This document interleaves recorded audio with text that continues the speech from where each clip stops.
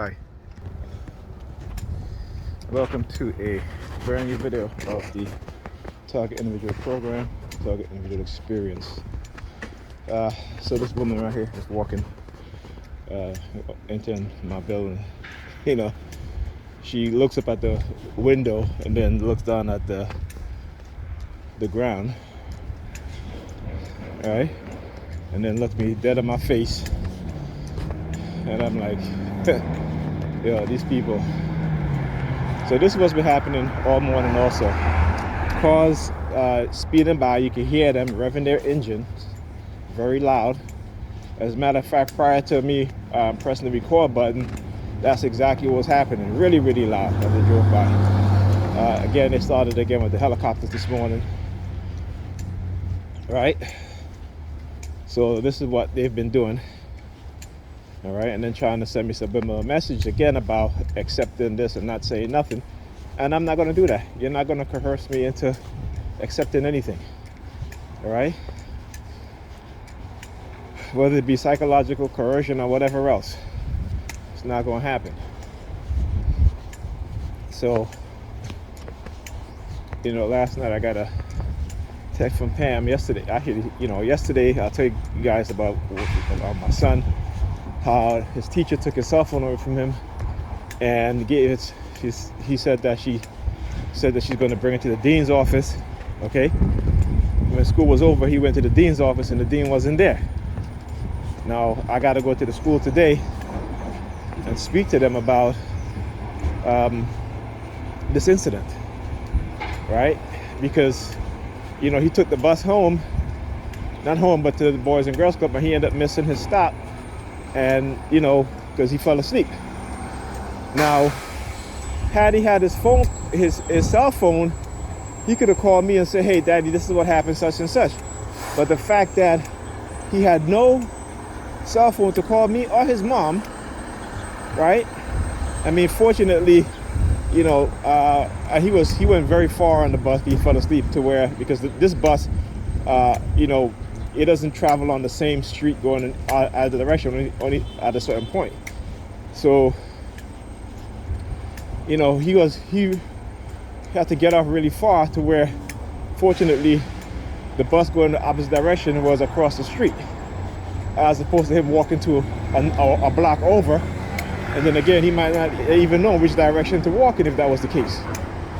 So I got to bring it up with them because it's unacceptable.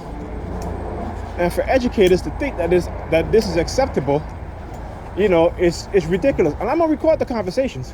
Oh yes, I'm gonna document this shit. Okay? Because it's ridiculous. I had last year, his teacher, and he doesn't do this very often. Last year his teacher called me. He was on his phone, what have you, and I had to speak to him. I said, "Listen, don't do it again." But that was last year. It only happened once. Okay, so the fact that, look at this perp, look at the perp. I keep looking up in there. Look.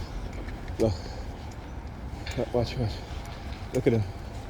See his head movement? Look. I'm purposely looking up and down so you can look to the side. Look. All right.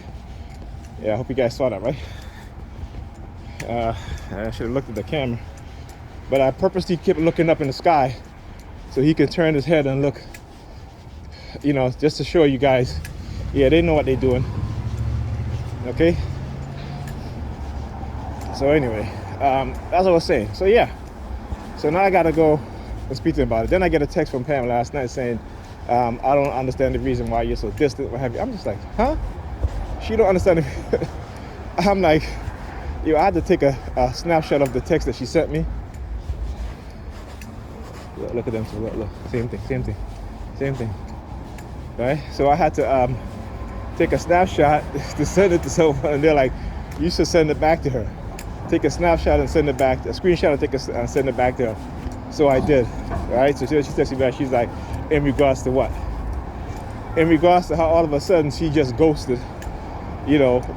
Like I said, whenever she starts going out on dates, what have you, she don't know me at all. Except when she wants to do something. Normally she'll call me, "Hey, how you doing? How your day's going?" In the morning. But again, that's normally, right? That's, I guess, when the shit don't work out. then then she like, well, let me text Nigel, see how he's doing. Let me what they call pulling someone by a string, right? And I understand her game, and I told her that. I told her this. I said, I know your game, and I'm just not playing it anymore. So yeah. So she sent me. I sent it back to her.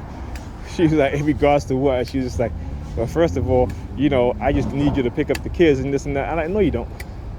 No, you don't.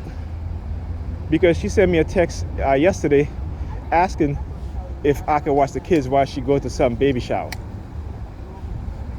So no, it's not just to pick up the kids after school. You know what I'm saying? And then on top of that, when I do that, and that's the thing, right? First she's like, oh, that's, just drop the kids up to boys and girls. So then I start doing that, right? Then sometimes the kids don't want to go to boys and girls. Okay, so I'm home with them. So then she takes the opportunity to like come in late, do whatever. And I said, listen, I got to go home.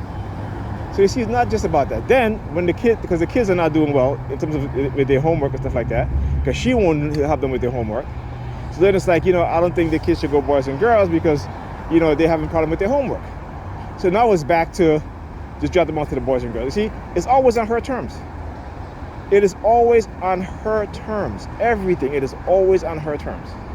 And then she tried to project it onto me, it's always on my terms. No, it's not always on my terms. I just remove myself from a situation that I know is going to be volatile. If I feel like this is, we're in an argument or what have you, and I know you're going to have animosity towards me after that, why am I being around you for? You know what I'm saying? Why am I being around for you to give me nasty looks and all this shit and start doing all these hand signals and all this shit? No. And then, you got the police listening to our conversation, there's sirens going on, and then she gets all emboldened. No. So, you know what I'm saying? So like I said, it's never about just that with her. All right? She takes advantage, has no consideration, and the police got her involved in targeting me. Right? In a psychological coercive persuasion program.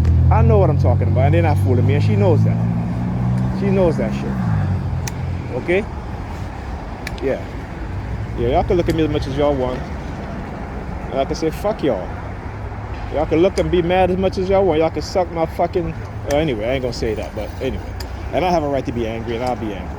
Simple as that. Don't give a shit. Okay, they can do whatever they want. They want to come in and fucking arrest me? Go ahead. Go and give a fuck. So fuck you.